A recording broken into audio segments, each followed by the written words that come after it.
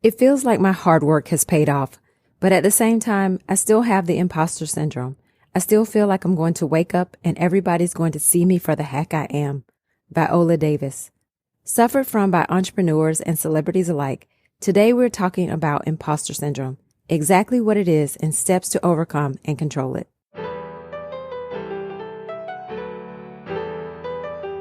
You have the power to be the boss of your own life. I'm your host, Monica Allen. I'm a wife, mom, entrepreneur, best-selling author, lifelong learner, and your biz bestie. I have a love and passion for all things small business. Growing my own company from $700 to over 7 figures annually, my goal is to bring you inspiration, business-focused topics and tips, encouragement, and a community that helps you launch, grow, and scale your business, whether you are a dreamer, a side hustler, or a seasoned entrepreneur. You are listening to the Become Your Own Boss podcast. This episode is brought to you by Zeus's Closet, your go-to destination for custom embroidered and screen printed clothing. Whether you're a business, fraternity, sorority, or part of the movie and TV industry, Zeus's Closet has got you covered. Imagine a tattoo shop for your clothes where your wildest branding dreams come to life. With lightning-fast rush options, you can get embroidered items the same or next day. Unleash your creativity and make a statement. Visit Zeus'sCloset.com today and experience the power of customization. We are here to meet all of your branding needs. My guest today is my life coach, Ashley Pedersen, who helps entrepreneurs move past their limiting beliefs, overcome obstacles, and achieve their dreams. I always look forward to speaking with Ashley because she always opens my eyes to nuggets of wisdom that I can use in my life. Today, we're going to be talking about imposter syndrome. If award-winning actors like Viola Davis, who has won an Emmy, a Grammy, an Oscar, and a Tony, and other celebrities like Jennifer Lopez and technology executive Sheryl Sandberg experience imposter syndrome, imagine how common it must be for the rest of us. Let's jump into my conversation with Ashley.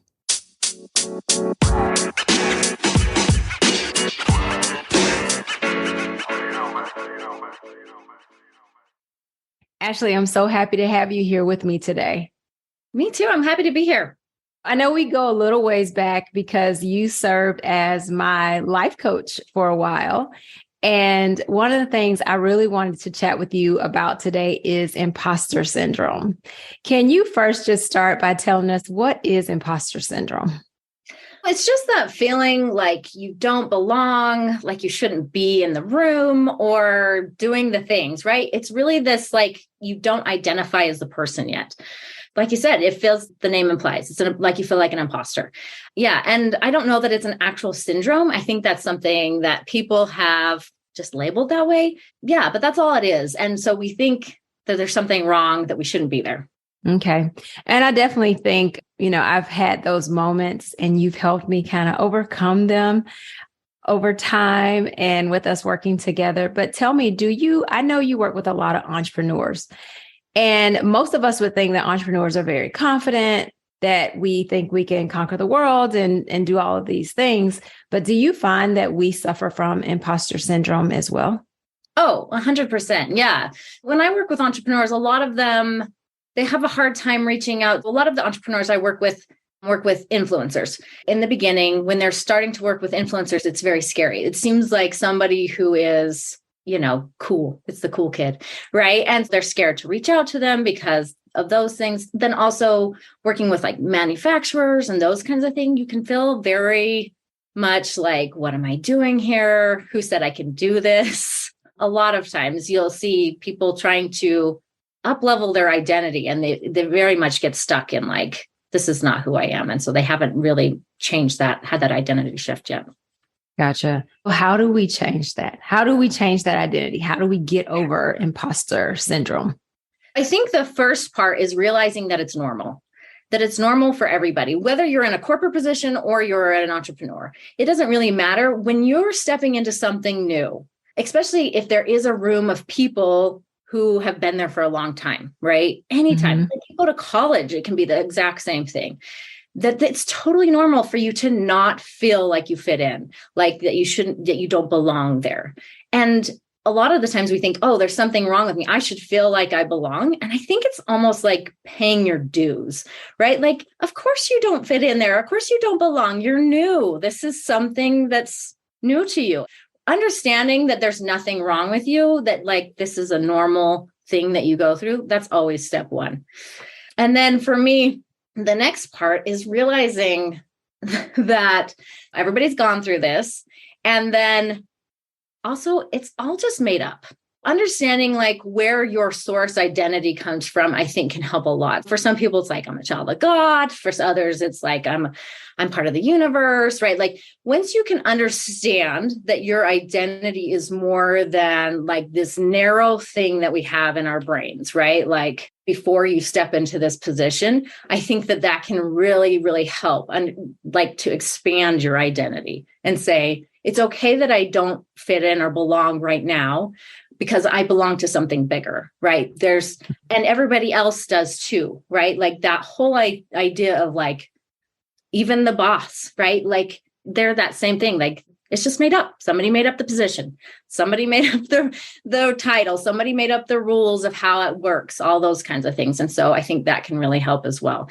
And then, just understanding like it's going to come with time. And as I shift my identity and start thinking about myself as this person, as an entrepreneur. And one of the things I really like to talk about too is as a CEO, right? We don't consider ourselves as entrepreneurs. We're like, oh, I'm a small business owner, or I'm an entrepreneur. Mm-hmm. And we don't see that we're the president of the company. We're the CEO of the company.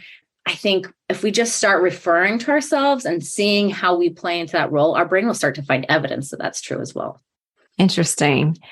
Yeah, I often find, especially when I'm trying to do something brand new, and you may remember this, at one point I was attempting to create a funnel and it was completely new to me and I had no idea what I was doing. And you kind of told me, well, what's the worst case scenario? Just jump in and give it a shot. And I think that is the biggest thing, is to just do it. Nike says it's their ad, or has been their ad for a long time, is to just do it.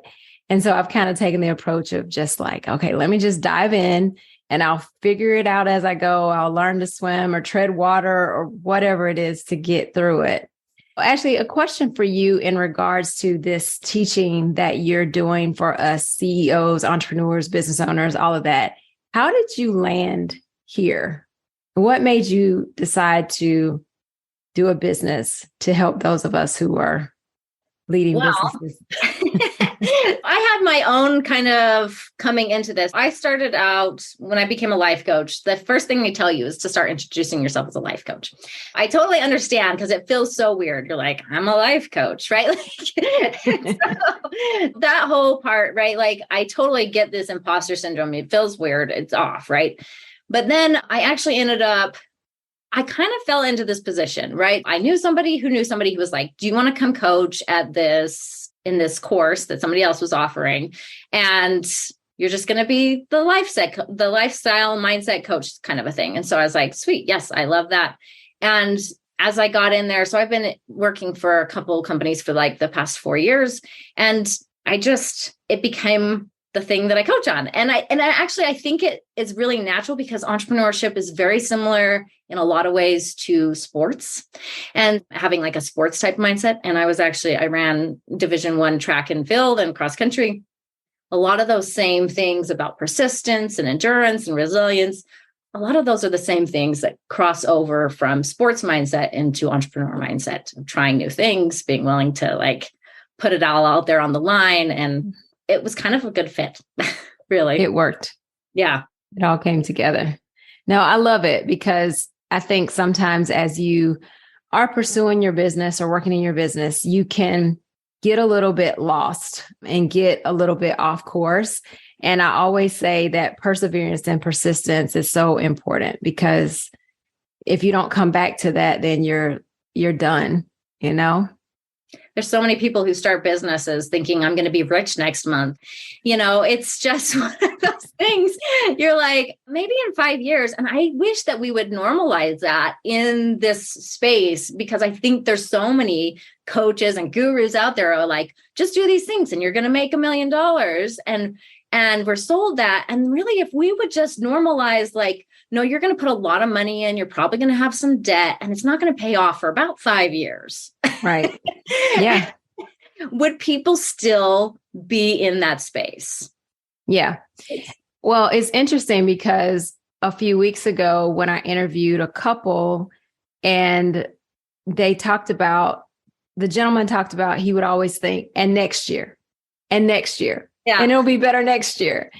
And, I've been an entrepreneur now for 20 years and there's still the next year for me. I mean, I've definitely done well. I'm successful. I have a roof over my head. I travel, but I'm still not quite where I want to be. So it's still, and next year. Yeah. But I love that normalization because I do think so many people have painted this grand picture of entrepreneurship. And I'm all for it on one hand, because I love it. I enjoy it. I love talking to people who own their own businesses, thus the podcast. But at the same time, it is not an easy trek. It is uphill. It is in the valley. It is going through the trenches and the mud and the climbing up. I mean, I don't know. I liken it to like that mud race or whatever. Oh yeah. Like Tough Mudder or whatever they're called. Yeah. Yes. The one thing that I'm not willing to do, I'm like, I don't want to get that dirty. But that's what I liken it to, because it's not a sprint. It is truly a marathon. Yeah. And I think that so many people, you got to be in for it for the long haul, right? Like understanding that there's going to be years when it's lean, years when you might even be in the hole. Like that's normal for entrepreneurs. That's not people think of it like as this financial freedom, which it can be. But in the beginning, there's just so much trial and error. It's not the steadiness of a job like that we're used to seeing, right? Where you get the paycheck even if the company's not doing well, you still get the paycheck. And that's not the way it is for entrepreneurs. So it is not. So it's really like determining, like, am I okay with this? Is this something I'm up for? And knowing, because that's another thing, right? People will say to something, the hard times hit, that's when the imposter syndrome really kicks in strong, because it's that same thing of like, am I really cut out for this? Is this and you got to determine that ahead of time. Like, I know these things are coming and this is what I want to do anyways. Right. Let me ask you this. When you're working, are you working primarily with newer entrepreneurs or people who've been in it for a while? Both. I work with brand new entrepreneurs. A lot of them are just like barely picked out what they want to sell or what their course or whatever. And some of them are like setting up legal stuff and setting up their name. There's that part of it where we're just like walking through those things. And then I've also worked with people like you who have been longer term and they have gone through those periods of like ups and downs. And it's both. But a lot of the new entrepreneurs is kind of where it's a mindset for me I really enjoy working with, because it's very much, like I said, things that they've never thought before. And I love that, right? Where somebody's coming and they've never had these thoughts about business before. And so you're offering them something completely new and it's so exciting for them. That's really fun. But then it is, like I said, it's really frustrating. They have a hard time. Like, I'm behind, like all those different things. Like they're trying to figure out their space and like entrepreneurship and how that works. Yeah. But how do you keep them encouraged through that process? Well, I don't know that it's me that keeps them encouraged. I think that it's looking at their thoughts, right? So that's a lot of what we do. What's not making them feel encouraged? Why are they having all of this self-doubt, all of these, what's going on for them? And really it's about them tapping into encouraging themselves is what I really hope that they can do, right? I can't guarantee that for anybody, right? It's just a matter of like coming and helping them. It would, like I said, if you go back to sports, it's the same way of like, how do you encourage somebody who's having a rough patch or just beginning in a sport and they're not really great at it, right? You're like, hey, you're doing great. A lot of it's cheerleading sometimes, right? And a lot of it is just realizing like helping them find that commitment, because I think it's one of those things where people they think that they need to be motivated or inspired all the time. Mm-hmm. It's a switch from that, right? Like, oh, actually, you don't have to be motivated and inspired all the time. You just need to be committed and driven. And that's where, right, that's when you can push through the hard things, is when you're like, I have to show up for my business because I've committed to this. This is instead of just being like, I don't feel like it today. Yeah. Right. I'm going to sleep in. Exactly. We're shifting that, right? With just looking at their thoughts and their feelings, and we starting to like really connect those two and help them into that. So you made me think of a word that I feel like is thrown around a whole lot right now, especially is consistency. And, you know, to me, especially as an athlete, you have to be consistent in practicing and putting it on the line when it's game time. Yeah, the consistency part just really hit me because to me, that is what makes a successful entrepreneur too, is like you said, showing up and then being consistent in how you show up every day. Yeah. One of the things I'll pick at this word consistency, because this is one of the things that I think people beat themselves over the head with, right? They're like, oh, I just need to be more consistent, right? And like, everybody tells me to be consistent and I'm not. And so then they stop being consistent because they're doing it wrong, right? And so it's like they use the thing to like hurt themselves. One of the like little switches that I like to do is consistency is just starting again every day. When your brain is like, man, I haven't written an email in 5 weeks, right? Or whatever the case is, then it's like, start again today. Start again today. And every time your brain wants to make a big deal out of not being consistent, out of the things that you've let slip, out of whatever, you just start again. I think that so many people, if they could just have that, just like, oh yeah, it even applies to like exercise, same thing. Like, oh man, I haven't worked out in a month. Okay, start again. Go ahead, right? Like it's okay if you slip up and just like let it just start again. So yeah, that's a valid point, because if you never start again, then you fall kind of further behind. But if you go ahead and start, good point. Good point. You have people, you're working with them to get over imposter syndrome.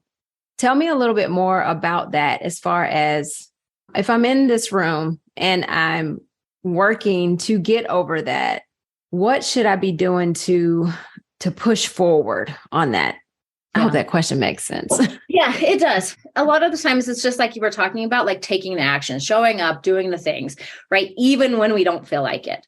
One of the problems with this, when I say like, oh, just take action, even though you don't feel like it, is that puts our nervous system into a little bit of a frenzy. So it's that fight, flight, freeze, fawn kind of a mode, right? We are like, sure, that sounds great, but I'm freaking out inside.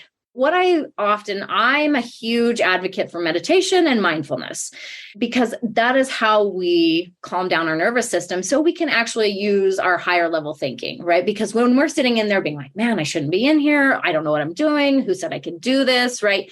Like all of those kinds of thoughts, we're not in a space where we're making rational thoughts. Right.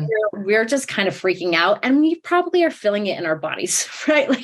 Like our heart's beating faster. We may be sweating, right? All the things. We really have to calm down our nervous system. I've found that like daily meditation helps, but I also really just like grounding.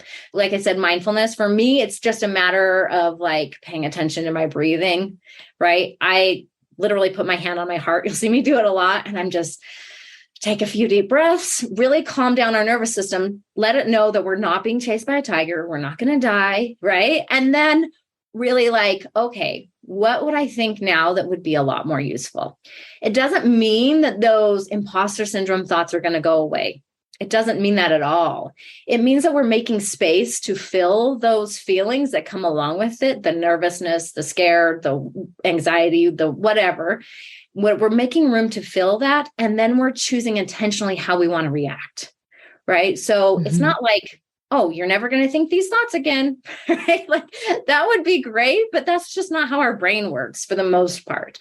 But the more you do this, you choose intentionally, like, I should be in the room, right? Like I can totally do this. Like this is I'm capable of doing this. I can be here. I'm learning. I'm figuring it out. There's so many thoughts that we can think that are optional. When our brain's in freak out mode, it just shuts us off, right? Really starting to like pull it back down, ground back into like reality, and then choosing intentionally. So there's other things you can do. I like breathing. Anything that's really like your senses is mindfulness. If you want to just look at something, feeling something, like if you're holding on to your phone or something, you can like take it and like really pay attention to how it feels. There's things like you can listen, right? So if you want to hear sounds, like maybe it's music, or maybe you're just listening to like, what are the sounds around me? And this really goes back to the type of learner you are. I think there's a lot of people, your learning style, like if you're kinesthetic or auditory or visual, like you'll have one that really sticks out to you as like, I like doing this. For me, like I said, I really like just breathing, but there's some people who are a little more active, right? And so it's maybe just feeling the ground under your feet, those kinds of things, like really coming back into the present moment. Question for you. Are you doing this in the moment when you're in the room and your brain's freaking out? You're taking that time to hold that phone and feel it, or to deep breath in that moment to calm yourself. Okay. Yeah, I think so. And it only takes 30 seconds. I mean, like we think of like this big, huge thing. It doesn't take long for us to like calm down and be like, and especially if you've practiced this in private beforehand, it doesn't become this weird thing when you're in public, right? So you're like, oh, I need to like go, like you can even go excuse yourself to the bathroom or whatever. But then there's this like process of like visualization almost, right? Where you're in there and you can be like, how do I want to see myself in this position? So like I said, if you're practicing in private, that meditation that you're doing on your own can really come into play when you're in your office space or around other people, because you'll have those thoughts ready of like, what did I want to think? Who did I want to be when this happened? Because you already know it's going to happen. You've been experiencing this, right? So you're prepared for this situation and you're like, okay, what am I going to do? And so there's, like I said, it doesn't take much. Like if your phone's in your hand, nobody's going to notice if you're like just feeling your phone, right? Just focusing on that. Yeah. Yeah. It's like I said, you don't have to be like me and like hand on heart, close your eyes. Like I work on my own, so it's not a big deal. I don't care if anybody sees me anyways. So. Gotcha. But yeah, I mean, I asked that question though, because like, I know you even go out and meet people or you're networking, and sometimes those types of things can be a bit overwhelming. Or if you're in a new situation or around new people, just trying to ground yourself and feeling comfortable in your own space and your own skin and all of those things. So, yeah. Well, like I said, it's not making it go away. It's allowing it to be there and also choose, like they can coincide. Like I think people think that there's only so much room in our body for like one emotion at a time. And there's a lot more. So like that breathing, we're making space for those imposter syndrome feelings. And then we're also making space for like, I'm stepping into this new identity kind of a thing, right? Like I belong here. Right? Like this is my calling, whatever the thought is that you're thinking. Right. And so you can have both. You can experience both at the same time. So, right. Yeah. I mean, that definitely makes sense. So Ashley, I know that you help entrepreneurs all over the country with not just imposter syndrome, but what are some other things that you work with people on? Confidence, which goes very much along with imposter syndrome. It's very much the same thing. I actually talk a lot about self-confidence, and this is knowing that you can handle any emotion. There's a difference between confidence and self-confidence. Confidence is knowing that you have the skills and abilities. Sometimes you don't actually have that in the beginning, right? Realizing like, oh, I can suck at this thing and not be very good at it, and I can handle those emotions is really good. Like, so I can feel defeated, I can be frustrated, and like I can feel all those emotions, and I know that's not going to like derail me. That's one thing that I really talk about is confidence. I was trying to think, what else is there? We talk about all kinds of stuff. It's being courageous. That's another one, which would also go along with being able to feel those feelings. It's not so much about never being afraid. It's about being afraid, holding space for that, right? Allowing that to be there and then taking action, because that's what courage is, right? People think, oh, I need to be fearless. And it's not about being fearless. It's about being courageous, right? So it's a matter of like, I'm afraid and I'm going to do this anyways. And how do we do that? We allow space for those emotions and those feelings, and then we take action anyways. We have to, it's not always fun. It's not always easy, but those kinds of, like I said, we talk about commitment. We talk about stepping into that new identity. A lot of that is feeling those feelings of what it would feel like to be in that identity. You have imposter syndrome.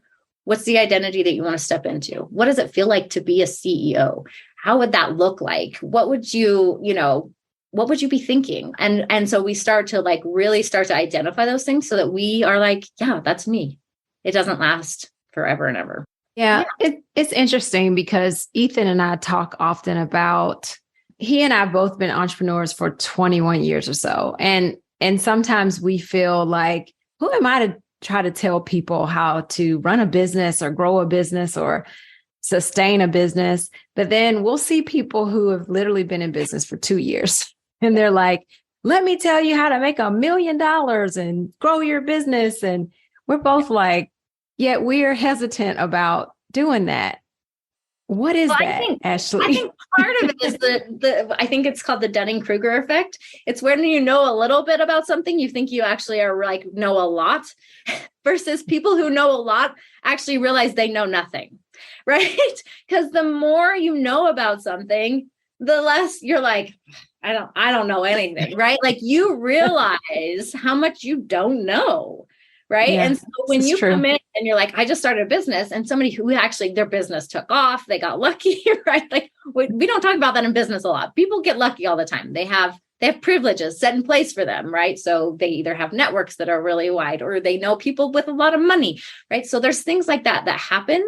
They think, I know this, I got this. And they think they can tell other people how to do it. And they just don't have enough information.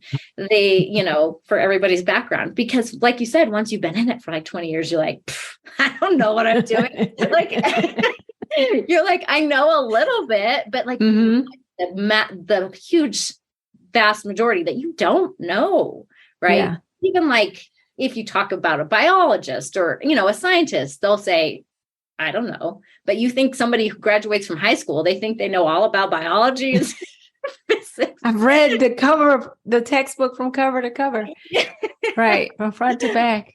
No, that's very true, because as I think too, in businesses, a lot of it is just you learn as you go. And businesses are different. And there are some foundational things, right? There are some foundational things that every business needs to do to be successful. But there's also the variables that pop in that you didn't expect, or, there's that. So. For sure. That's what, like I said, some of it's like you get lucky. Sometimes you're like, whoa, that worked out well, right? Like you think about. And I think sometimes it looks lucky. Sometimes people, I look at celebrities a lot and I'm thinking, wow, it just kind of looks like they blew up overnight, but they've been in the studio for 12 years just trying to get discovered. You know what I mean? So sometimes we don't always see all the back pain and struggle of someone before they are suddenly like thrusted in the forefront or whatever. No, I totally agree with that. I think that a lot of times that's what we see too. Like we're advertised this idea of like, oh, like I said, you'll be rich overnight. But most of those people you don't see have been working for years, right? Like they've been doing this and then something clicked. They've gotten the right network. They figured out the right marketing thing. They whatever the case is, something clicked and then it started working. It's never just like, it's the overnight success that takes 10 years, right? We don't see it. We don't see all the background. But there's some people that get lucky. There are some. And it's interesting too, because it makes me think of the book Cumulative Advantage by Mark Schaefer, where there is truly a cumulative effect of your business, or a compound effect, or whatever word you want to use. The more time you spend doing something, like you said, eventually you're going to figure out the right marketing tool, or you may have one business that fails and you learn from that. And then you're like, oh, okay, well, now I'm going to do this one. And, you do get it right. And anyway. Yeah. Actually, one of the things that I like to talk about with new entrepreneurs specifically is when we're talking about like time management. When you've never done something, always just think that it's going to take longer than you think it's going to, right? Because we get into this space where everybody's like, only give yourself this amount of time, like you only have an hour and then you sit down and you do the work. And I'm like, that's good if you're a perfectionist and you know how to do the thing.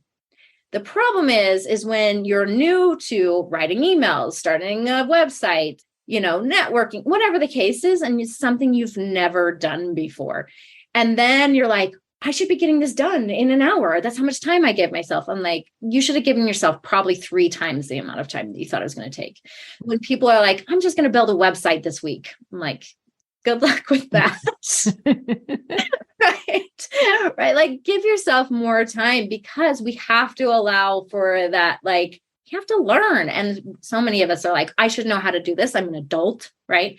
So we like, don't give ourselves the same grace that we would give a child learning how to do something. But we're still the same place. If I've never built a website, I'm basically like a kid that's never built a website. I don't know how to do it. And so we need to give ourselves more time. But here's the thing. Once you have done it, like, I know for me, like, I built a website and then I had to get rid of that one and I built another one. Second time around was a piece of cake, right? It's that same thing when you've been in business and you're like, oh, I've started a business before. And you're like, I know how to do all the legal work. I know I have the network in place. I have all of these different things that go on. It makes starting the next business and the next business a little bit easier, right? Or tweaking business in ways, right? Because you have these skills that are already set up. But in the beginning, just know that's going to take longer than you expect it to. Right. You know, it's funny you say that, because I joke with Ethan all the time, because we've known each other for so long. He always will say, I'm going to do this in 3 days. And I'm like, okay, 9 days. I always triple it. And then he'll say, oh yeah, this is only going to take me like an hour. I'm like, yeah, okay, I'll see you in 3. Because it never works the way you think it's going to work. It just never does. You're going to run into a snag, even if you know what you're doing. Yeah.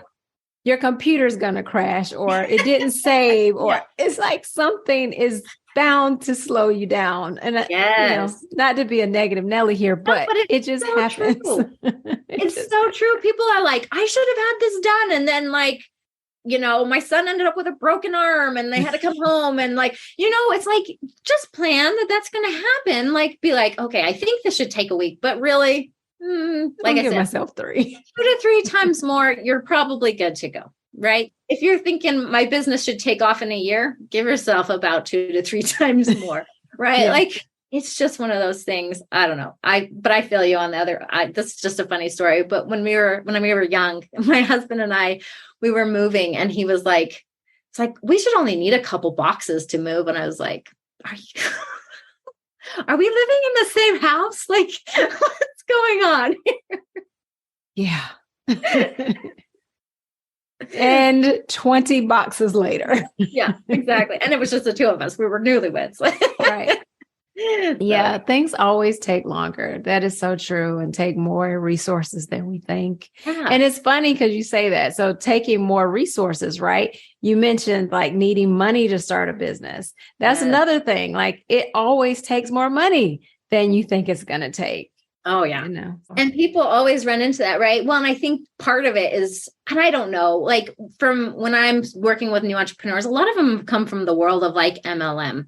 Right. So it's like, pay your $100. Now you have a business, right? It's not understanding, like, putting money into your business. And a lot of people, running a business takes money, takes a lot. That's why you see these bigger companies that are trying to raise capital and they're trying to do all these things. But we're like, oh, well, that's not me. But it is you, right? Mm-hmm. That's what a business. And people are, if you're afraid to spend money on a business, I don't know that you're an entrepreneur. Like, it needs, I mean, everybody's scared of it. Nobody wants to do it, but like, knowing like, yeah, this is probably, like you said, if it's going to, you're like, just plan on about 3 times more, probably. Yeah. In the ballpark. Yeah. I mean, when we started our very first business, we had to get a $25,000 loan. I always remember this $25,000 loan to get our first machine, because we didn't have one, and we didn't have money just sitting in the bank. We had to get a loan for that. And you know, and then the loans just kind of got bigger and bigger. It's fine. But you have to invest in your business one way or the other. It's either going to be a loan or raising capital, or, you know, bootstrapping all the way, if that's possible, you know, putting money back into it. Just kind of depends. Well, yeah, you either have time, money, or, you know, like, if you don't have, if you don't have money, then you have to have time. And if you don't have time, you have to have money, because one way or another, something's got to get done. So you're either going to pay somebody else to do it, or you're going to pay the thing, or you have to do it. Right. And so, but I always believe that you should know the basics of how your business should work always. If you're going to be an effective leader, you need to know how things get done. Right. I agree. Yeah. I think Ethan and I we've done every single part of our business, from the shipping to production to sales. We've done it all. And then you can actually effectively hire too, and train. It's hard to train somebody on something that you haven't actually done. Correct. So. Yes. I see that all the time. There are people like, should I hire a VA? I'm like, what are you going to have them do? Well, my social media. Do you know how to do social media? No. So I'm like, how are you going to tell them what to do if you don't know how to do it? And then they spend money on those things. And they're like, it didn't work out. I'm like, I wonder why. Yeah. So those things matter though, just to better understand it. It's not to say you have to stick and stay with it, but to just understand what it is that goes into it. And then you can roll it off. You don't have to be the expert, but you just need to know a little bit. The other thing that I would say when it comes to money is like, I think that people don't realize how much money gets quote unquote wasted. Right? A lot of times there's so many people that are like, oh, I bought this product and it didn't work out, or I ran this course and it didn't work and I spent all this money, and they're like, it was such a waste. And I think that there's like a thing about making educated decisions about your money and how you're going to spend it, but then also allowing yourself room for what I call research and development, right? Like there's going to be parts where you spend money and it's not going to work out the way you thought it was. Knowing that and not beating yourself up over like, why didn't I know this, right? Like money's going to get wasted. Just is. Because one of the things I like to say is lessons cost money. Like learning costs money. It doesn't matter whether you're in college or whether you're an entrepreneur or starting a business. We spend money on things all the time, and they're teaching us things all along the way, right? Even if it's like, don't do that thing again, right? Right. That's a lesson to be learned. And those lessons cost money sometimes a lot of money. But. Wow. Yeah. Learning costs money. Yeah. That's good, Ashley. That's really good. I have so many examples to use for that one. So many. Oh, I love that though. That's good. That makes me feel good about our recent decision to close one of our locations. I mean, it was a lot of money that was just it wasn't thrown away because we gave it a shot for 5 years and our priorities changed, which honestly, COVID was part of that in changing priorities, but that's good though. I like that. Oh, good. I'm glad. Well, tell the audience like what you're up to right now. I know you have some courses and things like that. Tell people how they can reach you and what you have going on. Okay. Right now I am starting, it's called The Confident Entrepreneur. It's not marketing. It's not all those things. It's a lot of the mindset stuff, like being willing to experiment and try new things. Some of the things you were like, what do you do? I'm like, what do I teach in there? But there's a lot.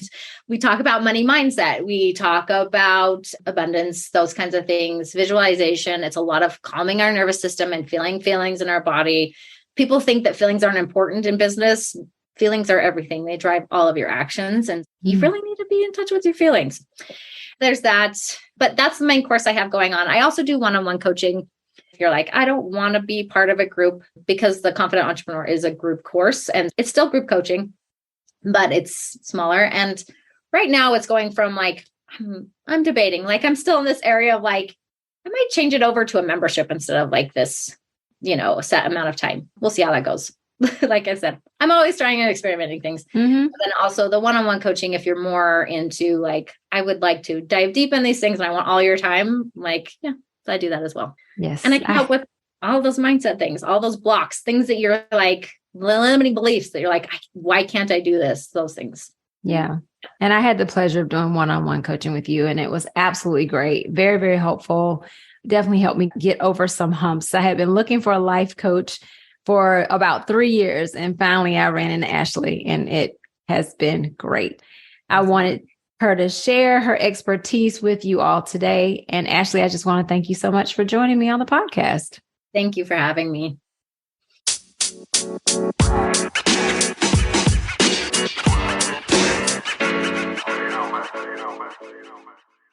I hope this episode has helped you gain some knowledge around how to overcome imposter syndrome. But I can tell you, I personally suffer from it less and less, because we can do hard things. Ashley and I talked about just doing it. Truth be told, growth is simply outside your comfort zone.